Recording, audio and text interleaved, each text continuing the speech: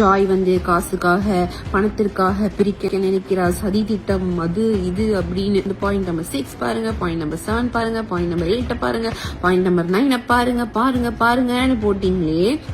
ஒரு பொண்டாட்டிக்கு கடன் இருக்கு, இல்ல ஒரு பொண்டாட்டிக்கு ஒரு வாண்ட் இருக்கு, அத வந்து அவ பக்கத்து வீட்டுக்காரன் கேட்பாளா இல்ல புருஷன் கிட்ட கேட்பாளா? பாயிண்ட் நம்பர் 10 பாருங்க மக்களே. 10 lakhs நவ் வேணும்னு போட்டிருக்காங்க. பணம், திமிரு, ஆணவம். ஓகே, அவர் எப்படின்னா ரொம்ப பொசசிவ் என் மேல. ரங்கராஜ் நான் வந்து பொசசிவ்னா எக்ஸ்ட்ரீம் பொசசிவ் என் மேல. அதனால அவருக்கு நான் சும்மா ஃப்ரெண்ட்ஸ் கிட்ட போய் ஏதாவது கேட்ட கூட லைட்டா பேசினா கூட அவருக்கு பிடிக்காது, கோவம் வந்துரும்.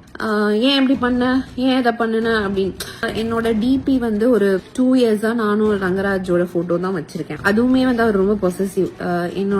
என்னை சுத்தி இருக்க எல்லாருக்கும் தெரியும். அந்த 2 வருஷமா என்னோட வாட்ஸ்அப் டிபில எங்க 2 பேர் போட்டோ தான் இருக்கும். என்னோட சிங்கிள் பிக்சர் இருந்ததாவே சரித்திரம் கிடையாது இந்த 2 வருஷத்துல. ஏன்னா நான் சிங்கிள் பிக்சர் வச்சிருந்தேன் ஒரே ஒரு வாட்டி.